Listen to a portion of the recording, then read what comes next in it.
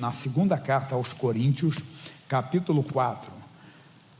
Tem muitas revelações para nós aqui. Segunda carta de Paulo aos Coríntios, capítulo 4, versículos 1 e 2 só.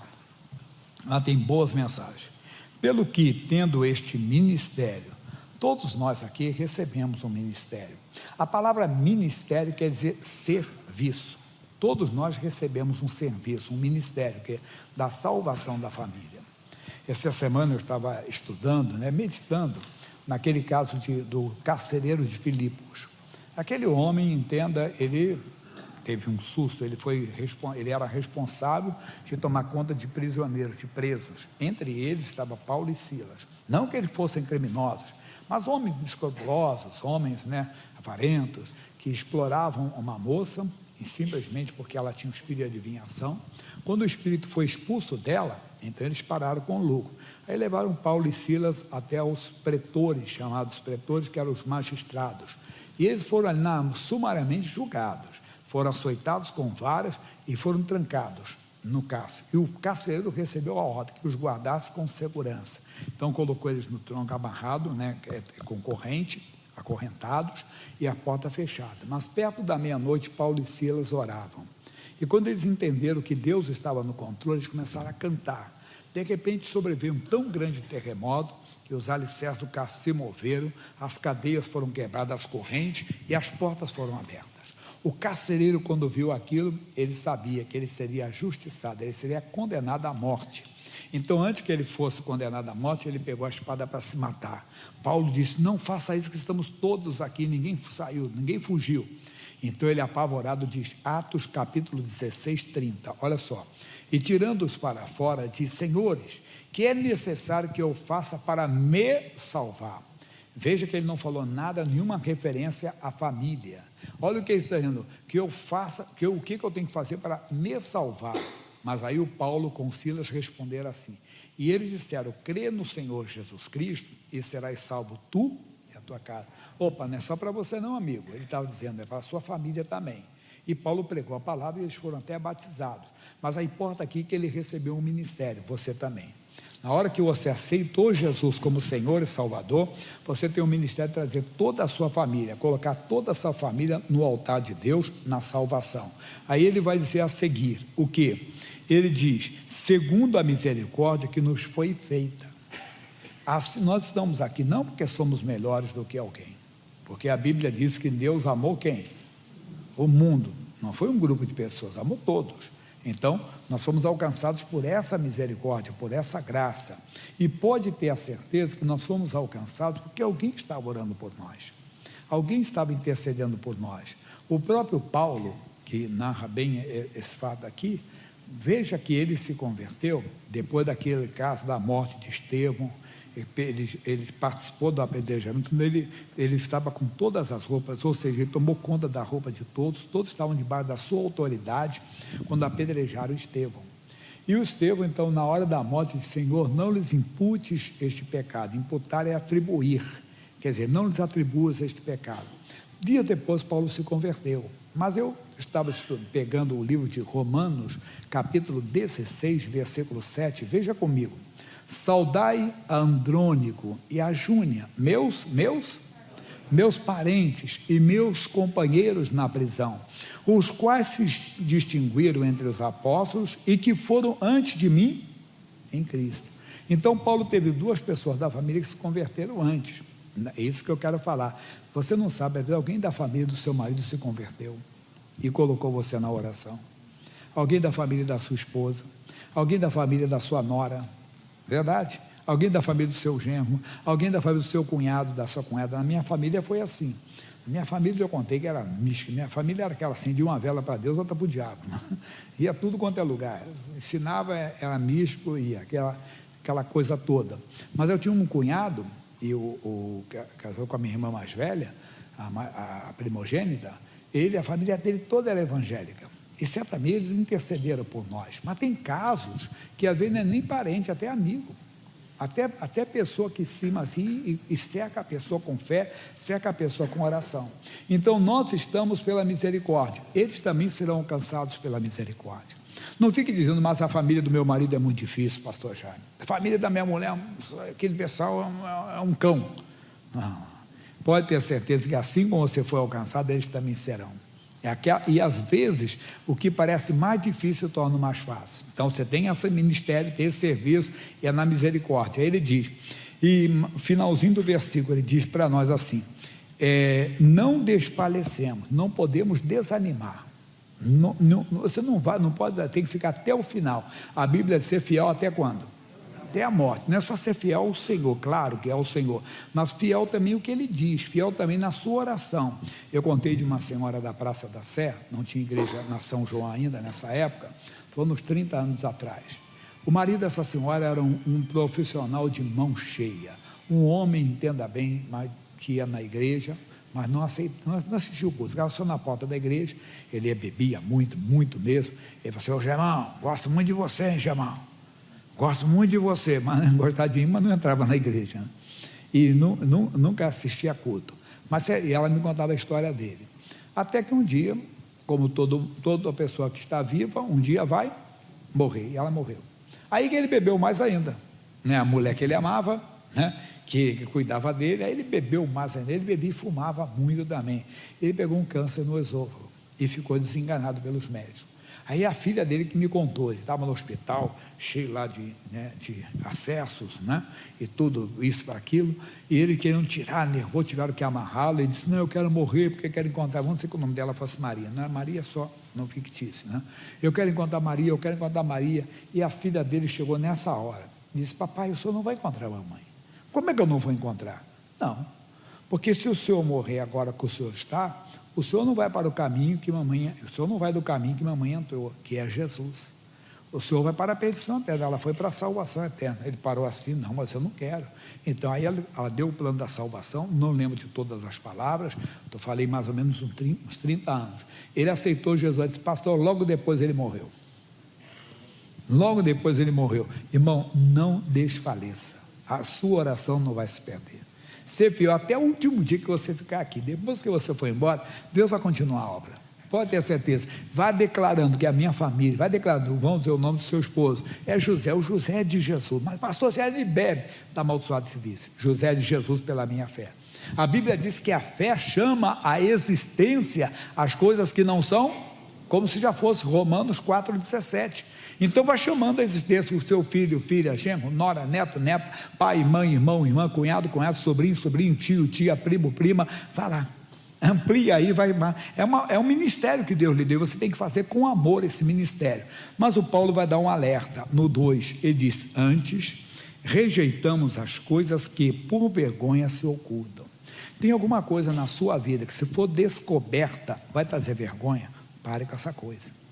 Ela vai te envergonhar tanto na eternidade como pode te envergonhar agora, porque se há alguma coisa oculta que se for descoberta vai trazer vergonha, você tem que parar, se acertar com quem tem que se acertar, procurar a pessoa que você ofendeu, olha, eu quero te pedir perdão, entenda, eu errei contra você, precisando de casamento, marido e mulher, não adianta esconder, porque o que não aparecer agora vai aparecer no juízo. É claro que um caso como esse, marido e mulher, não é você chegar assim logo de cara, né? E mulher, eu quero falar para você que eu quando estava de cabeça fraca, eu te traí mais 10 vezes. A mulher, pum, morre lá, irmão.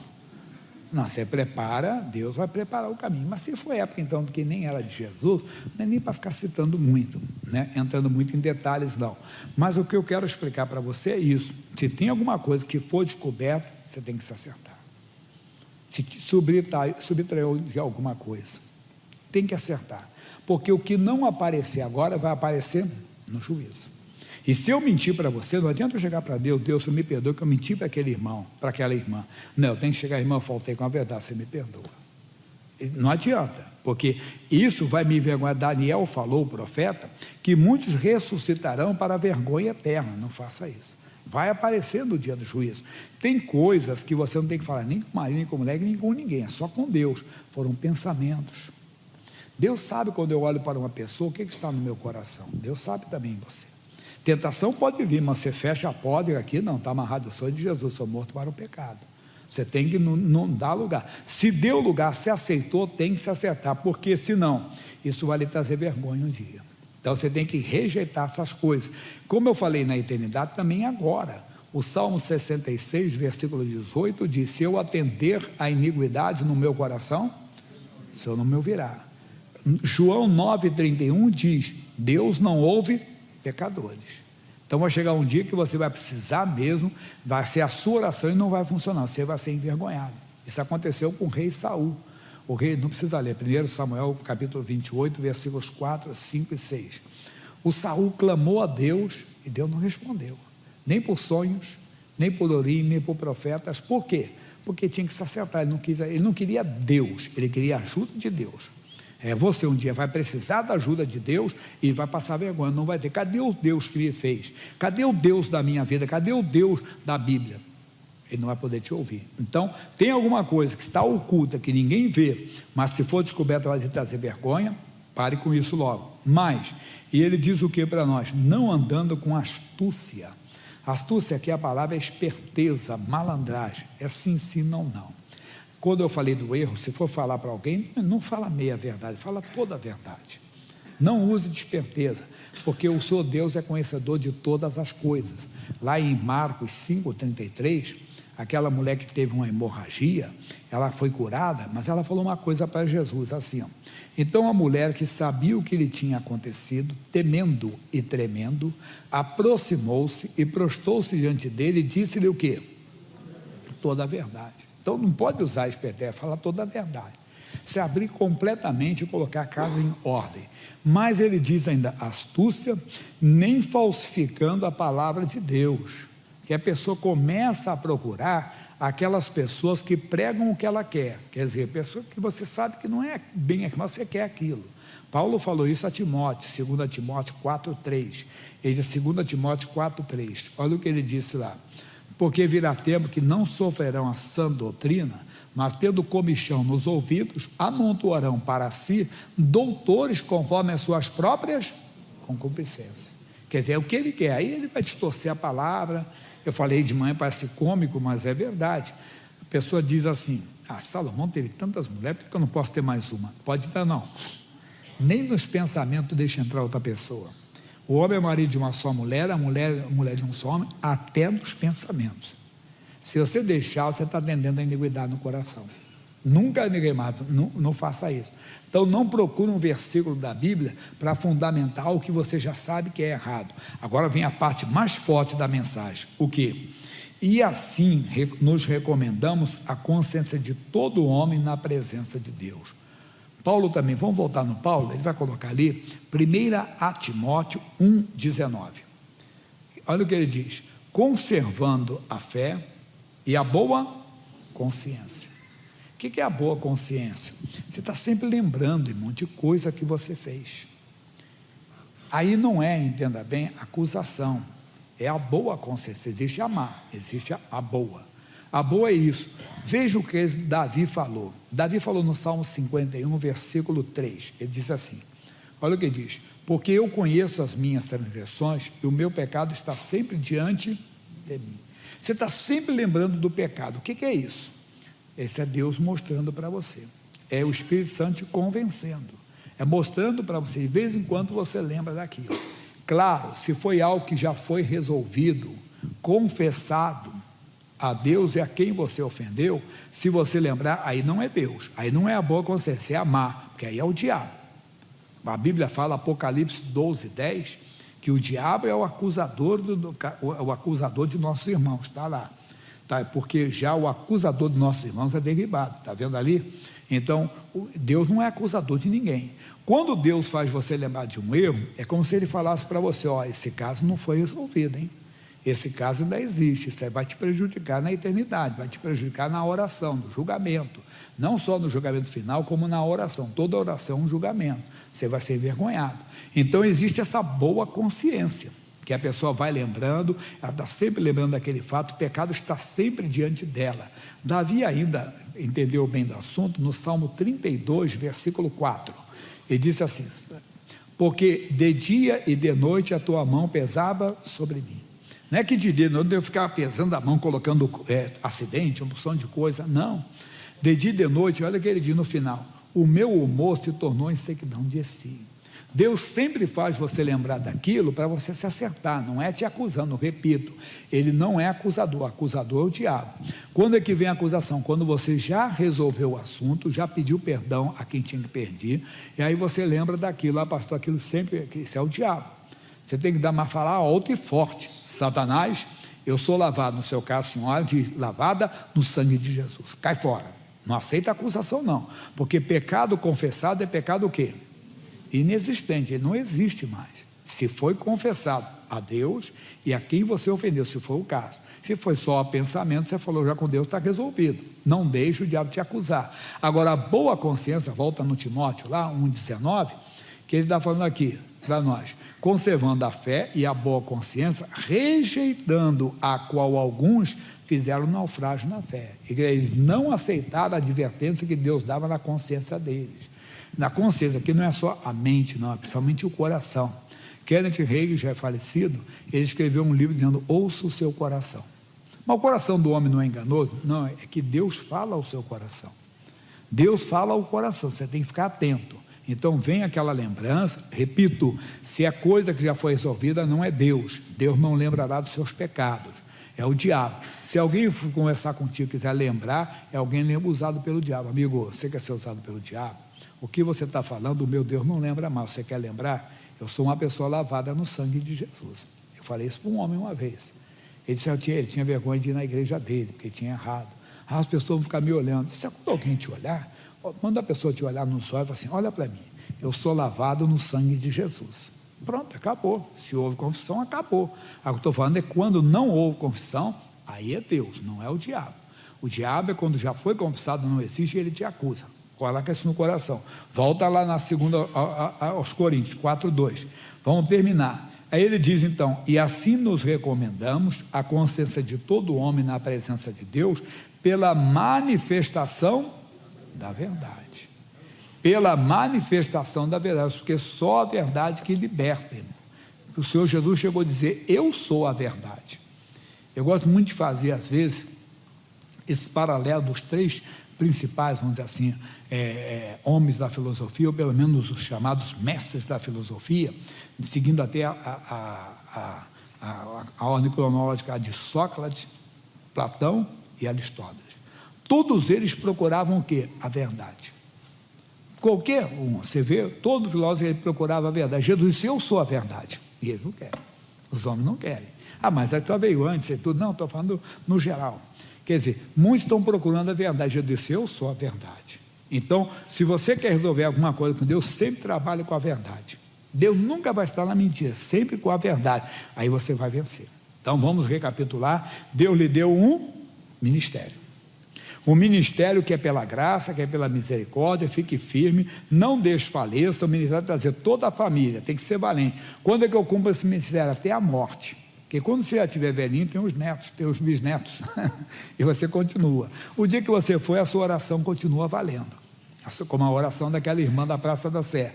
Ela foi embora, mas o marido, antes de ir embora, se converteu. Então você tem que fazer a sua parte, ser fiel até a morte. Então não desfaleça. Você tem o ministério: crê no Senhor Jesus Cristo, serás salvo tu e a tua casa. Vai colocando a sua família, não é só na arca da salvação, não, é diante de Deus todos os dias. Oração, é combate. Não esqueça que Paulo estava preso e a igreja fazia contínua oração por ele. Deus tem que ser contínua, constante, sem parar. Ali vai diante de Deus, vai funcionar, não de uma maneira, vamos dizer, desenfreada, louca, não, com sabedoria. Fulano é de Jesus. Um dia você vê ele bêbado: ah, meu Deus, não está funcionando a minha oração. Não adianta, Satanás, teu vício está amaldiçoado, ele é de Jesus. Porque aí você mesmo fala: porque eu chamo à existência as coisas que não são como se já fosse. Você vai declarar, você vai sendo mais valente que o valente. O diabo quer mostrar para você, como fala: que adianta você estar orando aí? Que adianta estar vendo campanha legal? O seu filho, o seu marido, não sei o quê. Aí você luta contra as evidências. Olha o que, crê. Eu brinco com as pessoas e digo: você crê que eu estou aqui?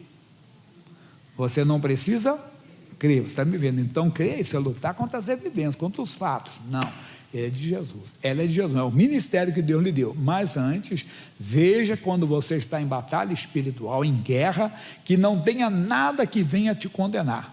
que não venha nada que venha roubar a sua fé, que venha impedir, envergonhar você, tanto na oração, que Deus não pode, como Saul foi envergonhado, clamou a Deus, profetas, sacerdotes, sonhos, Deus não falou direto com ele, não falou mesmo, ele tinha que se arrepender primeiro. Deus não pode, ele falou lá, o homem cego falou, Deus não ouve a pecadores, esse é o homem que fala em João 9,31, então não tenha, se tem alguma coisa que vai te trazer vergonha, acerte, nós vamos orar agora.